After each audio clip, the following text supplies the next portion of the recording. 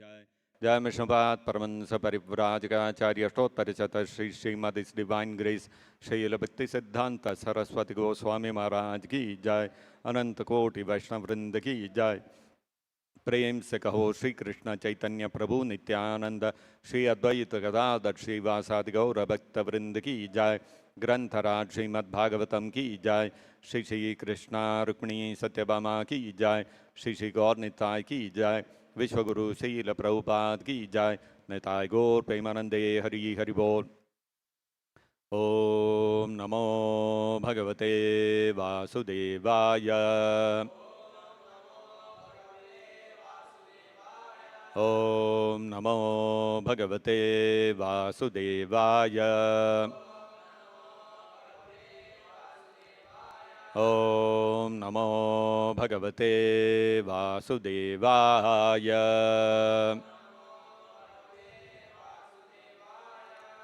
Reading from Srimad Bhagavatam, Canto 3, Chapter number 26, The Fundamental Principles of Material Nature, verse number 59. Nadyaha asya nirabidyanta. Nadyo asya nirabidyanta. Nadyo asya nirabidyanta. Tabhyaha lohitam abhritam. Tabhyo lohitam abhritam. Tabhyo lohitam abhritam.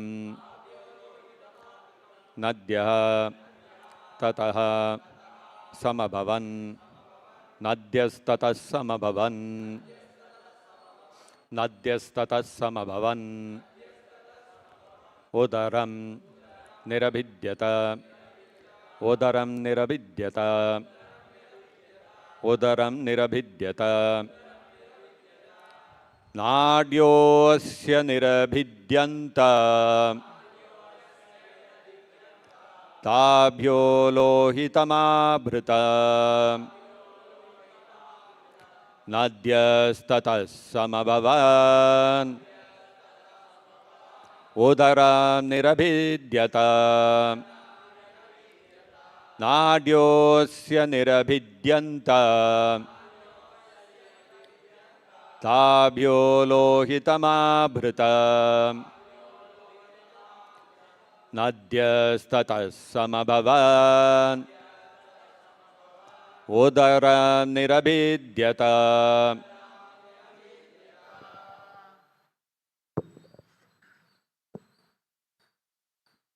Nadyosya nirabhidyanta. Tabhyo lohitamabhritam. Nadyastatas samabhavan. Udaram nirabhidyata.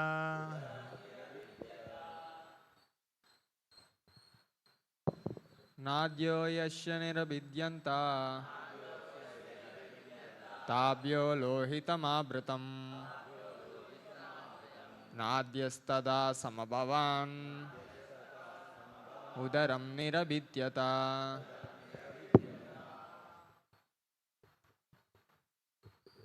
Nadyo asya nirabhidyanta.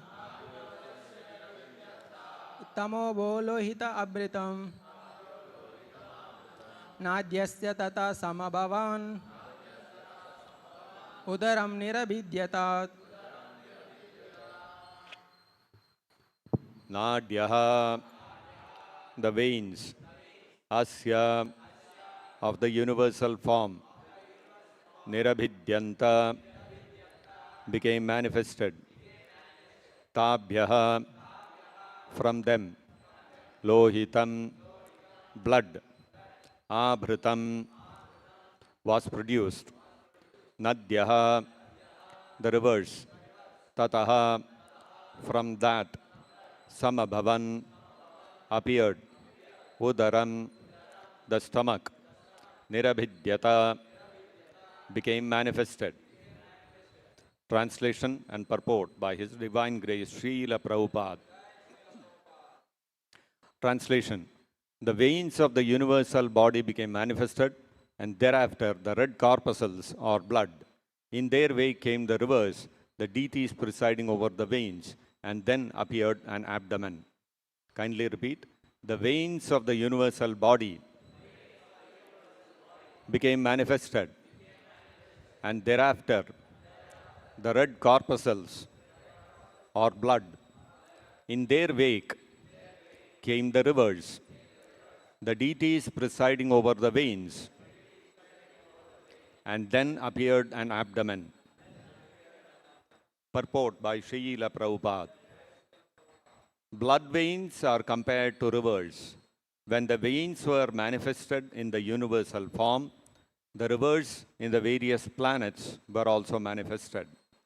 The controlling deity of the rivers is also the controlling deity of the nervous system. In Ayurvedic treatment, those who are suffering from the disease of nervous instability are recommended to take a bath by dipping into a flowing river. Thus ends the Bhaktivedanta purport. Om Ajnanatimirandhasya Jnananjanashalakaya Chakshurunmilitam Yena Tasmai Shri Gurave Namaha. Namo Om Vishnupadaya Krishna Preyasthaya Bhutale Srimate Bhaktivedanta Swaminiti Namine.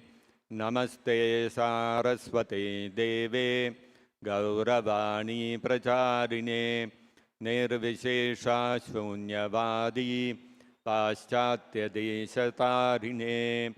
Jaya Shri Krishna Chaitanya Prabhu Nityananda Shri Advaita Gadadhara Shri Vasadi Gaura Bhakta Vrinda. Hare Krishna, Krishna Krishna, Hare Hare, Hare Rama, Rama Rama, Hare Hare. Mokam karoti vachalam, pangum langhayate girim, yat kripatamaham vande, Shri Gurum Dinataranam. Some years back, I had come across a news article. One young man, he had met with an accident, and some little head injury was there. The people there, they took him to the hospital, admitted him to the hospital. They did their customary scans and other things, and they found there was no major issue. But just for precaution, normally they do in these kind of cases where there is a impact to the head. If your head has hit something, the doctors normally do that. They said as a precaution, you take some medicines. They gave him some medicines and they discharged him. Just to ensure these medicines are given to ensure that there is no blood clot which happens in the brain. If a blood clot happens in the brain, we all know it can become serious. It can lead to hemorrhage, it can lead to so many multiple issues because of which a person may even die. So to prevent such a situation, they gave some medicines and they discharged him. They said, go home, take rest. After a couple of days, you will be all right. So this man, along with his friend, returned home. And they stepped out of the hospital. They went to the bus stand. They were waiting for the bus. And the bus came. And when this man was boarding the bus, he slipped and he fell again. And when he slipped and fell, somewhere in his body, some injury happened and it started bleeding. Normally, some small injury, we won't pay much attention because after a little while, the blood will stop bleeding and the blood will clot and it'll heal itself. But unfortunately, in this case, what happened? The blood did not clot and the bleeding continued. And by that time, his relative who had gone with him took him back to the hospital. By then, too much blood loss had happened and the person had died. So what had happened? Why the blood did not clot? Because the doctors, to prevent a hemorrhage or any blood clotting happening in the brain, they had given him blood thinners. So the medicine they gave was a blood thinner. That means it will not allow the blood to clot. So in the brain, there is no danger of blood clotting. That was their idea. So they gave him a blood thinner. Now, when he went to the bus and he got injured, because of that blood thinner, the blood did not clot and he bled to death. You see, the doctors gave a medicine to protect him, to save him, and that very medicine caused his death. So, blood is a very important thing. Without blood, we cannot survive. And you will see there will be many blood donation camps people will organize. So you go and donate blood, because there may be somebody in the hospital who is needy. That person gets the blood, it will help him to survive. The doctors will be able to treat him and all that. So blood is very important for our life. And you will see the blood is red in color. If you have an injury and if it bleeds, it will be, they say blood red. It's a bright red in color. That's because the blood, largely the composition is water. But the red blood corpuscles, RBCs, that are present in the blood, they give that color to the blood, the color of red. And blood has multiple functions. Blood has innumerable functions within the body. One of which is the blood goes to the lungs, and the red blood corpuscles pick up the oxygen, and the blood goes to each and every cell, and that oxygen gets transferred. And not only that, nutrition from the food which is digested in the stomach, that nutrition is also picked up by the blood and transferred to different parts of the body. So all these things are known to modern science. So they say blood is very important, and blood is what keeps life going. And so therefore, whenever they feel that a person's blood level has gone down, they will inject some blood and they will try to keep the person alive. So, the point is that according to modern medical science, blood causes life. If life is coming from blood, then when this person bled to death, he bled to death. I mean, the blood, because of the blood thinners, he bled to death. Too much blood loss happened and he died. So why not put back some blood back into the body? You have got a lot of blood donors. You go to the blood bank, you will get how many ever vials of blood you want. Put the blood back into the body and let him again come back alive. Is it possible? No, not possible. Similarly, if you see a person who has died a normal death, moment a person dies, the blood which is circulating within the body will all start draining out from the capillaries, and slowly it will settle down by gravity at the lowest portion of the body. And then slowly the blood will start clotting. It will become a solid, and all the water will come out. And then putrefaction will start. All this kind of the degradation starts within a few hours of death. While the person was alive, the blood was coursing through the veins.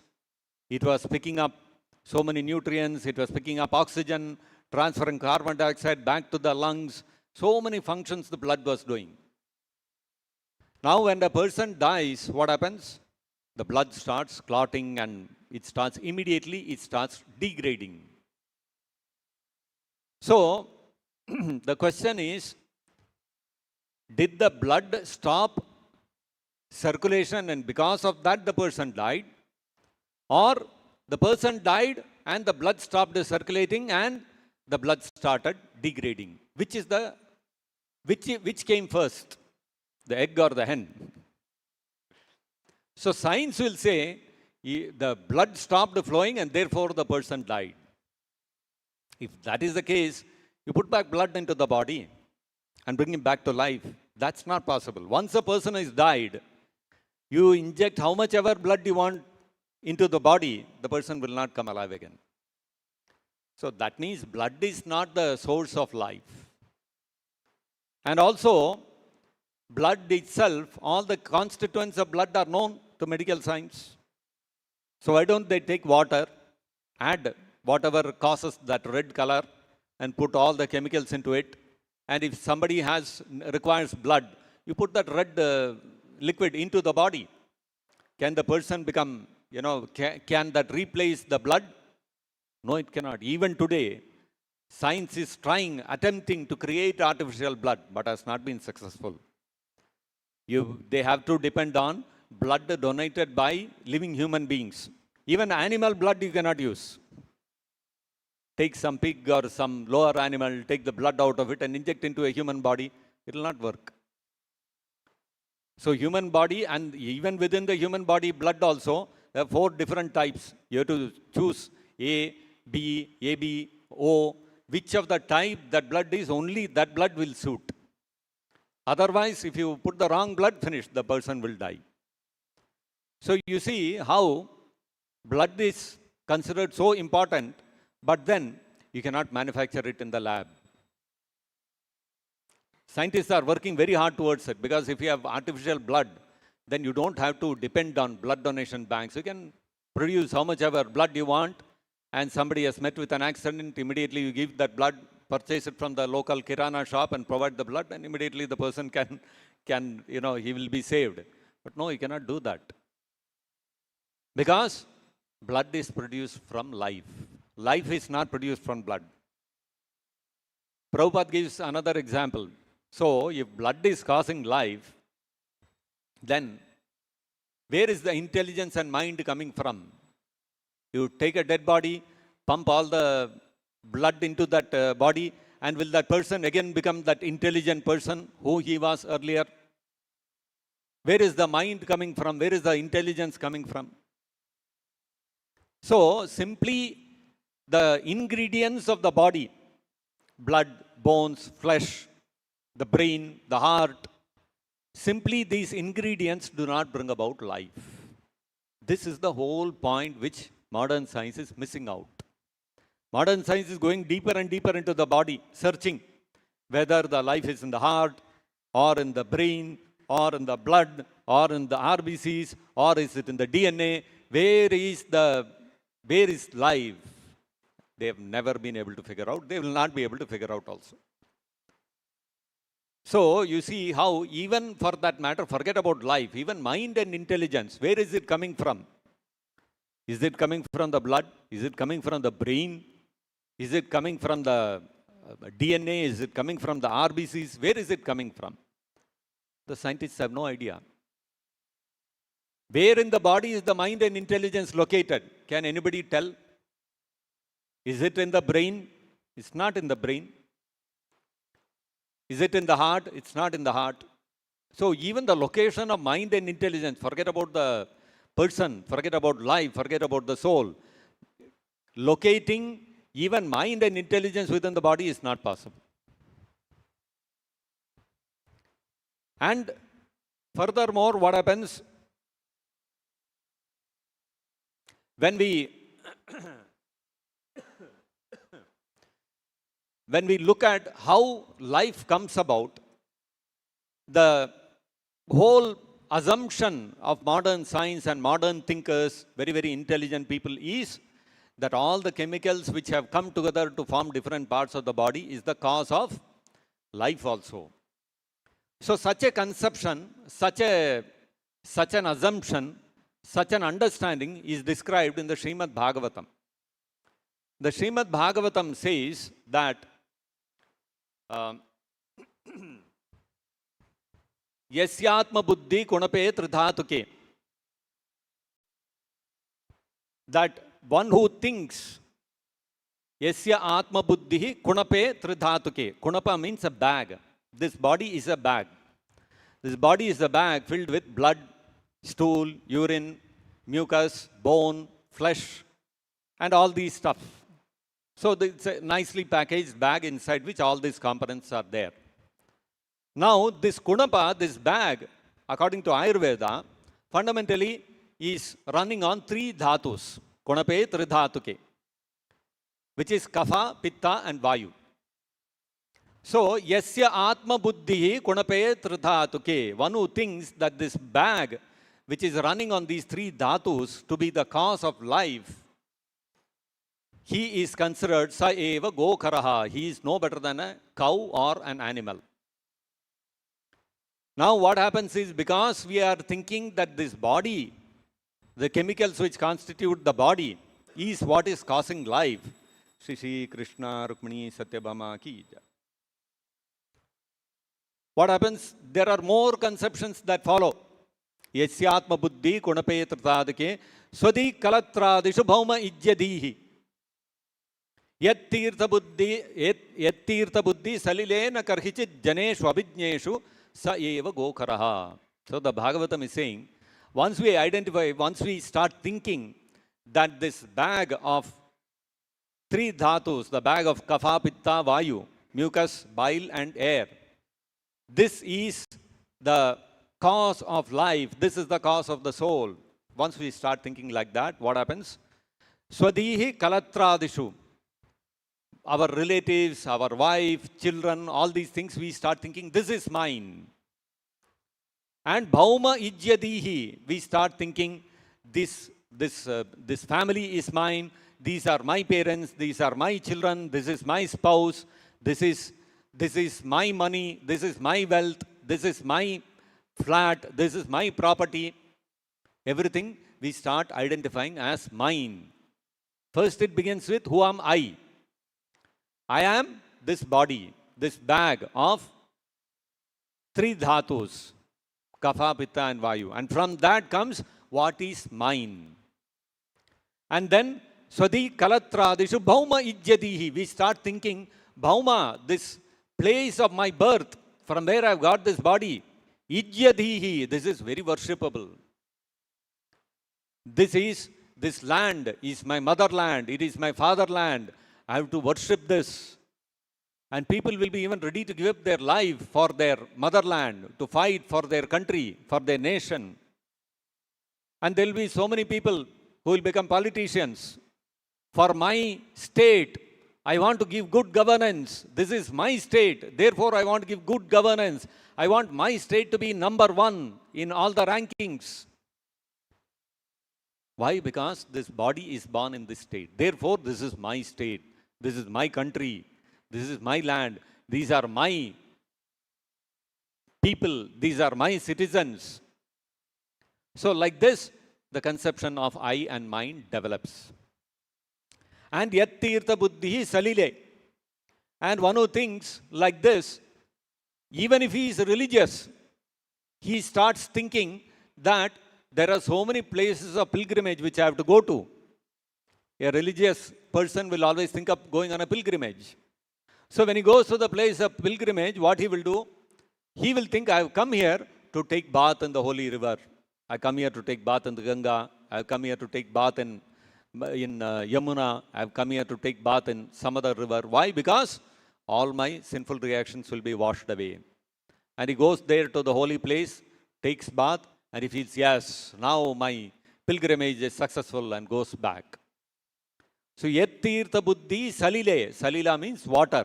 If one thinks tirtha buddhi, going to pilgrimage, means going there to take bath. That's all. That is the whole purpose of pilgrimage. Na janeshu karhisit. But the goal is not to go to a pilgrimage place to meet the saintly people there and get some abhijneshu, to get some transcendental knowledge, spiritual knowledge. If that is not the goal in going on pilgrimage to such places, then sa eva gokaraha. Such a person is no better than a cow or a donkey. Meaning, he is no better than an animal. So, this kind of conception, thinking that blood is the cause of life or some other component within the body, there are so many chemicals within this body, all the chemicals came together and that has given rise to the life. So this kind of thinking, yasyatma buddhi kunape tridhatuke, it is called yasyatma buddhi kunape tridhatuke.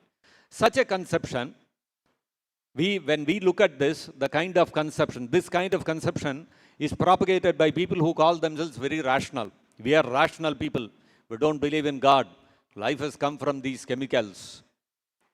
But Bhagavatam is saying, although these persons may consider themselves rational, very intelligent, intellectuals, etc., Bhagavatam is saying they are no better than a donkey.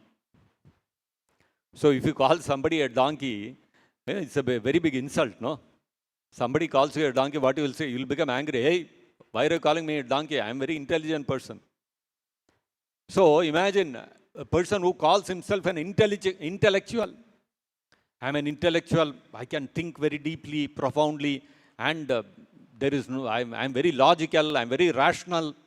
According to my rationality and logic, there is no God and all these things. Life has come from the chemicals. If you think like this, Bhagavatam is saying, Kunape Tridhatuke Sayeva Gokaraha. You are no better than a donkey. You are simply an animal. Because animal also thinks like that. You see, can you preach to any animal, call a dog or a cat or so many crows are here, catch them and then preach to them. See, life means there is God, you are a spirit soul, you are not the body. Can you teach all this to an animal? You cannot. What the animal can understand? It has no capability of understanding. It is thinking, I am this body, I am a bird, I am a crow, I am a dog, I am a cat. And so therefore, if there is a dog which is sitting in the street and there is a cat coming, the dog will immediately attack the cat. Oh, I am a dog, that is a cat, and this is my enemy, let me attack him. So this is exactly how animals think and work. Animals cannot understand spiritual subject matter. You talk to them about God, about you are not the body, you are spirit soul. If you talk all these things, the animal cannot understand. That is why the Shastras also state that ahara nidra bhayamaitunanta etat samanyam pashuvir naranam. If you take the activities of eating, sleeping, mating and defending, these are common both to animals as well as human beings. Then what is it that differentiates human beings from animals? Dharmo hi tesham adhiko visheshaha. Dharma, following spirituality, is unique to the human society. Have we ever thought about it? We may make big declarations. Oh, we are very rational. We don't follow any religion. We don't believe in God and all that. But that ability to be religious is there in which forms of life other than the human form of life? There is no other form of life. So it's the unique distinguishing characteristic of a human form of life, of the human society, that a human being can understand, can comprehend religious subject matter, can comprehend spiritual subject matter, can understand I am not the body, I am spirit soul, and can exercise self-restraint. According to religious codes, this is sin, this is piety, therefore I should do this, I should not do this.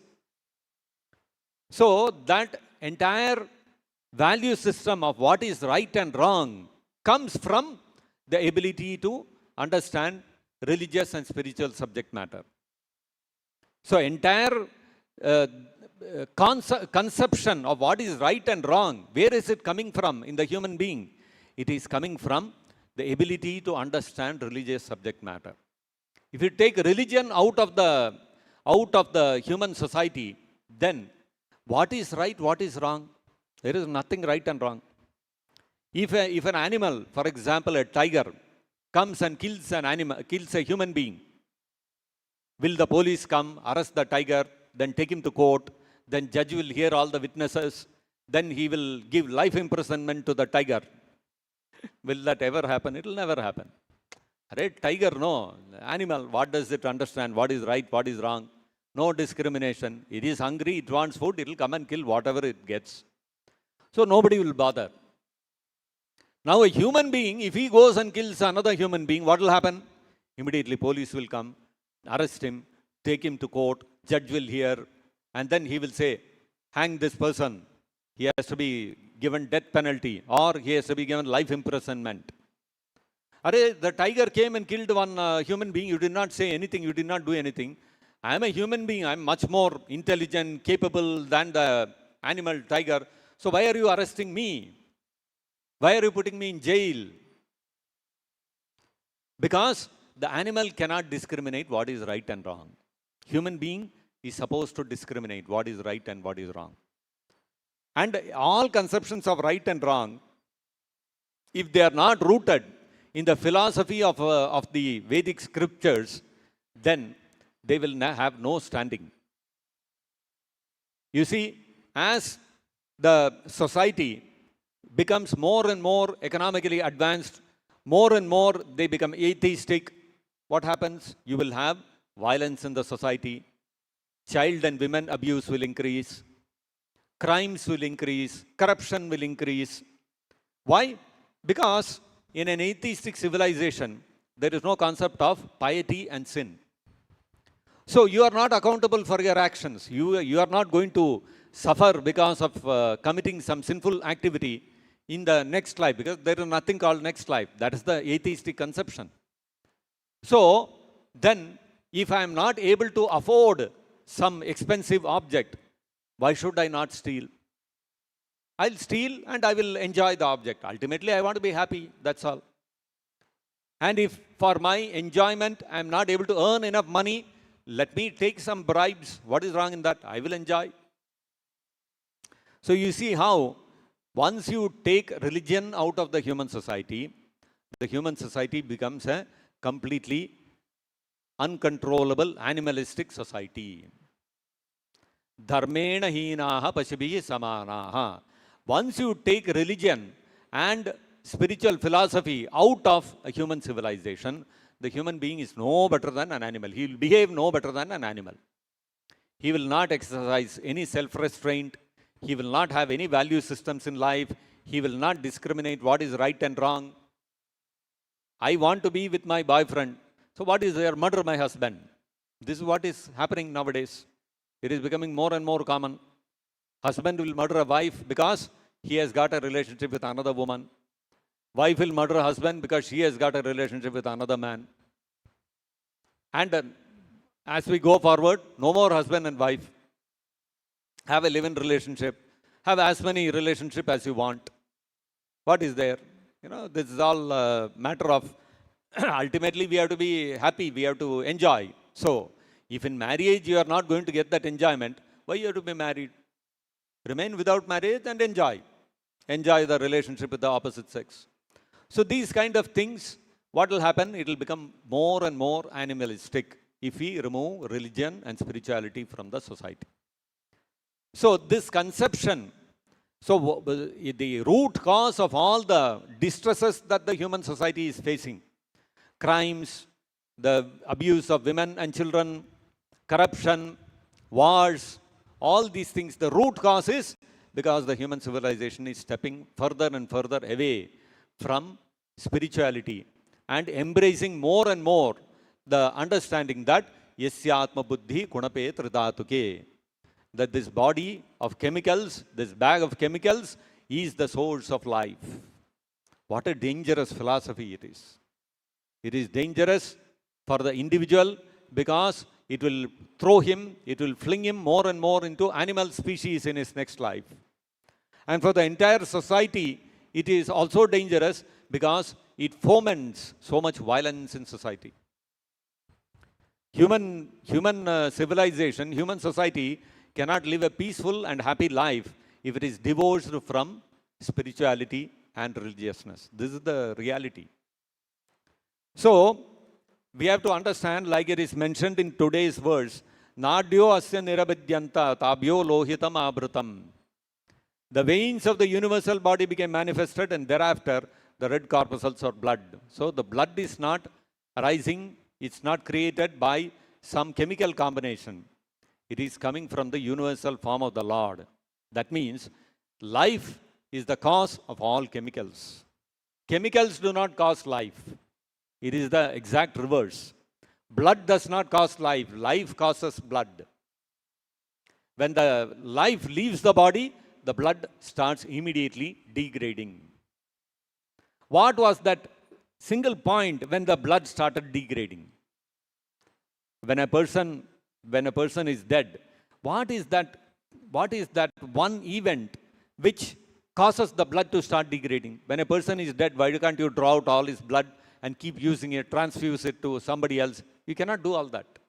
Moment a person is dead, the moment a person is dead, the soul has left the body, the blood immediately starts degrading. So blood is not the cause of life. Life is the cause of blood. That is why you see that Nadyasya niravidyanta tabhyo lohitam abritam. Blood was originally created by the supreme living being, the Virat Purusha, the universal form of that supreme living being. So chemicals come from life. Life does not come from chemicals. Prabhupada gives another wonderful example. If there is a lemon tree and you get so many lemon fruits out of that tree, so there is so much citric acid which is being produced by that tree. And from where is it producing all this citric acid? It is just in the earth, soil is there, right? Mud is there, and you every day pour water to that lemon tree, it will produce citric acid. So can the scientist take that same earth and mix it with a little water and create citric acid out of that? Impossible. So you see how because of that living force within that tree, it is drawing all the nutrients from the earth and from the water and creating citric acid, so much citric acid. So similarly, because the soul is within the body is producing so many things. It is producing blood, it is producing semen, it is producing marrow. All the whatever is there in the body, bile juice, all these things are being created, are being produced within the body because of the presence of the soul. And the moment the soul leaves the body, all these functions will stop. So actually, if we logically look at how things are happening, the only conclusion we can come to is that life is the source of all chemicals. Chemicals cannot be the source of life. So these verses of the Srimad Bhagavatam of this chapter, the fundamental principles of material nature, demonstrate how matter comes from life. Life does not come from matter. And when we study these verses and understand how the whole creation has come about, created, this material universe has been created by the Supreme Lord, Vishnu, then a devotee's conviction in the supremacy of the Supreme Lord and how we are spirit souls independent of this body. I am not this body. I have an existence independent of this body. I am just a tenant temporarily residing within this body. This conviction will grow stronger and he will be able to come out of the bodily concept of life and determinedly engage in devotional service to Krishna. So the firm determination to execute devotional service comes from properly understanding how this whole material universe is created by the Supreme Lord.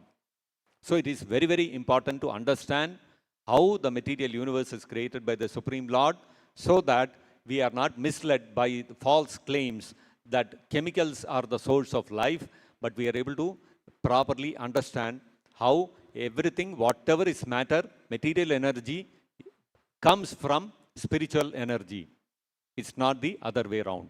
So it is important to understand these things and become conversant about the process of creation so that we remain firmly convinced about the differences between material energy and spiritual energy and how we as spirit souls have an existence independent of this body. I'll stop here. If there are any questions or comments, we can discuss. Yes, please. Hare Krishna, Prabhu. Hare Krishna. Like the soul is the source of all the chemicals and functions in the body. Generally, soul is for soul, this material things are foreign in nature. Is it right to understand that it is the Paramatma's presence which causes these chemicals are functioning in the body, or it is the soul which is the prime cause for the chemicals in the body and various functions in the body? So what you said is right, that spirit is completely different from matter. Material energy is a different category of energy of the Supreme Lord. And spiritual energy is a different category of the Supreme Lord. Krishna says in the Bhagavad Gita, Bhumirapo analoka vayu kam mano buddhirevacha. And ahankara ityame binna prakriti rashtada. This is my binna prakriti. This is my separated energy. And then Krishna says, aparayam itatstva anyam prakritim viddhime param. There is another prakriti, another energy of mine, which is para, which is superior to this. Jiva bhutam yayeda dharyate jagat. Jiva bhutam mahabaho yayedam dharyate jagat. So Krishna says, what is that superior energy? It is the living entities. So the living entities are part of the spiritual energy, internal energy of the Supreme Lord, whereas matter is belonging to the inferior energy or the external energy. So both are different categories. So now when we say all the different chemicals, the blood and all those things are getting produced within the body because of the soul, so that what that means is the Lord Krishna has made an entire arrangement in this material world so that as soon as the soul enters the body starts immediately producing all the chemicals whatever are required to sustain it. And the moment the time comes for the soul to leave the body, the soul leaves the body, all the functions cease. So that this is the arrangement of the Supreme Lord. Krishna has made the arrangement in such a way that the moment the soul enters, immediately all the chemical functions start. And the moment the living entity leaves the body, immediately everything stops. So that's the arrangement of the Supreme Lord. And that is why we say that Tena vina tranamapi na chalati. Without his will, without his sanction, not even a blade of grass can move. So that means even within my body, how much blood has to be produced, it is not in my control. Because I am not actually doing it. The Lord has made such a wonderful arrangement that when I am occupying the body, whatever sufficient required blood is there, that will be produced by the body. Whatever nutrition is required, energy is required, that is provided. So all these things are going on automatically by the arrangement of the Supreme Lord. But for that arrangement to work, the presence of the spirit soul is essential. Is that okay? Anybody else? Anything else? Yes, please. Prabhu, sometimes people say that body is, it's a combination of all the processes. If some process is not working, then, the body will not work. It's not because of the soul. Okay. Because of all the combination of all the processes. Say, suppose kidney is failed, that process is failed. So we Yes. can do something, dialysis, and save that person. Okay. So how do we answer this question? So the question is, which process causes intelligence and mind? So if you know the process, you use that process and create another Albert Einstein. Very intelligent person, you create and invent more scientific things. Is it possible? Forget about soul. Soul is very far away. Mind and intelligence, what is the process which creates a functioning mind and intelligence? Can you use that process and create a mind and intelligence and then invent more and more advanced scientific knowledge? Why don't you do it? Not possible, no. And if you know the process, so you make a sum of all the processes. And 1, 2, 3, 4, 5, 6, 7, 8, 9, 10. 10 processes are there. 12 processes, 20 processes. How many processes are there? Moment a person dies, you can make out which process failed because of which the person died. So you rectify that process, again bring back the person to life. Possible? Not possible. So that means the process is working because the person is there within the body. After the person leaves the body, no matter whatever process you bring back, the body will not come back to life. It will not be a functioning person. This is the whole point. So if we go by logic and reasoning and common sense, you can clearly see that it's not these processes, it's not these chemicals which are causing life. So just like the example you gave of the kidneys failing. Kidneys have failed, but still the person is living, no? So although the process has failed, the person is still living. So how do you say that the process is what is causing life? So I mean, you can go on like this. We can give multiple arguments and logic and reasoning. But the point is that you have to prove your statements. So if you are saying that these processes and these systems are what is causing life, then you take all the chemicals, create a body with bones and all these kind of things, and infuse all the chemicals and processes and make it a live person with a functioning mind and intelligence. Can you do it? Not possible. So until you do it, don't claim that these processes are causing life. You can tell we are finding out, we are trying, we are researching, you can tell that much. That okay, we also accept we are trying, you are researching, trying to find out.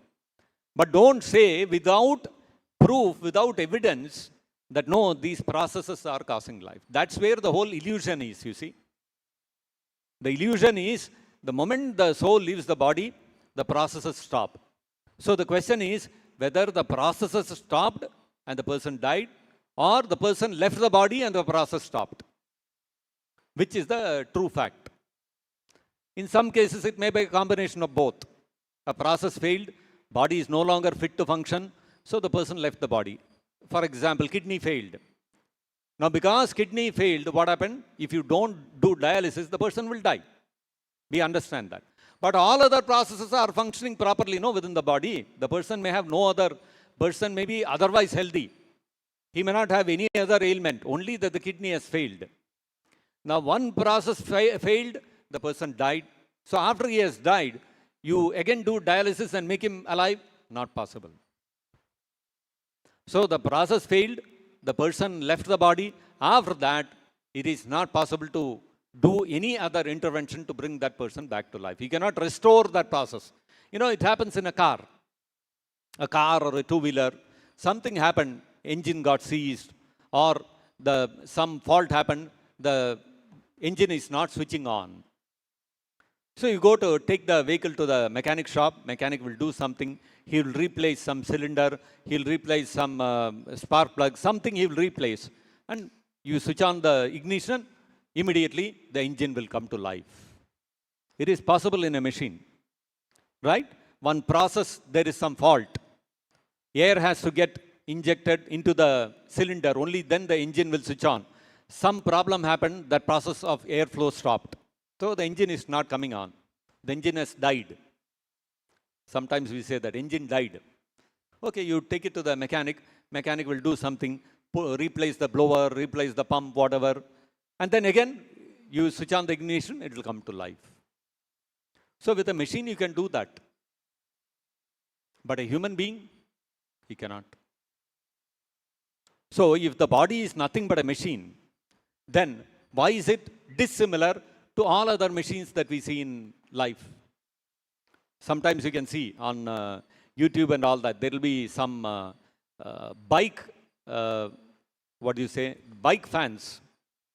So what they will do, they will go and find some old abandoned bike, which is 20 years, 25 years, nobody has used, fully rusted, and so many plants are growing around it and all that. They will take that and they will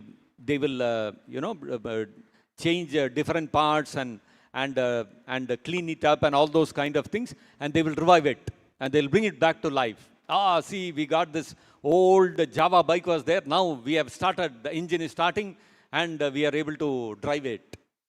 And they take, and they will put that video, and everybody, those who are bike fanatics, they will all get, oh, what a wonderful this one, that one. So, 20-year-old, 25-year-old machine, you can bring back to life. Person died 1 minute back. Can you bring him back to life? You cannot. Forget about somebody who has died, 20 years back. His skeleton also would have got dissolved in the earth. So that's the whole point. Although the body is a machine, but it has got a component within this body, within this machine, which gives consciousness to this machine. And that consciousness, which is not there in another machine, you can rectify the process, you can put in some chemicals, whatever is required, and revive it if it dies. But the human being, once that consciousness goes out, no matter what process you rectify and put it back and bring it back, it will not again function. it will degrade. Finished. That's the end of it.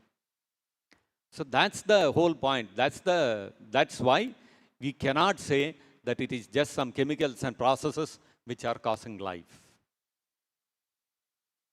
All right? Anybody else? Anything else?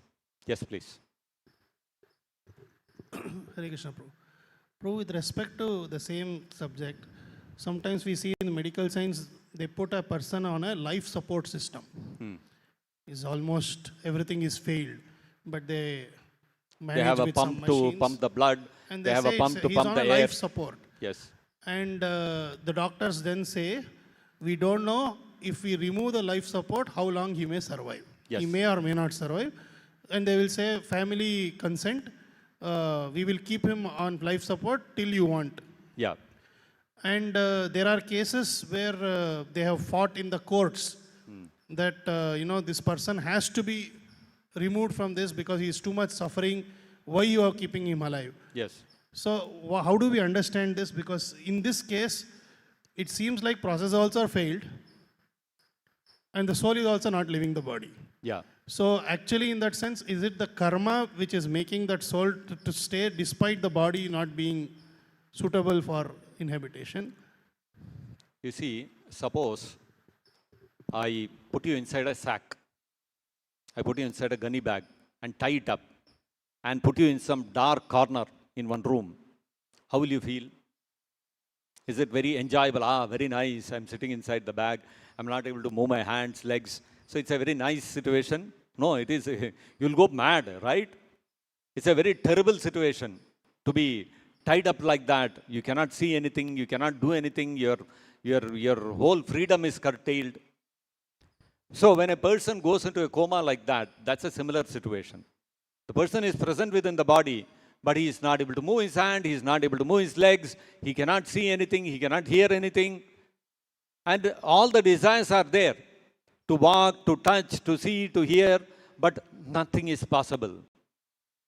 So it is a very terrible situation. Therefore, it is said that when a person becomes extremely sinful, then when he dies with a lot of suffering. And that suffering may come in the form of either a violent death or it may come in the form of a coma, where the person, he is within the body, he is not able to leave also, he is not able to stay also, suffering. And then finally, when the suffering is over, he quits the body and goes.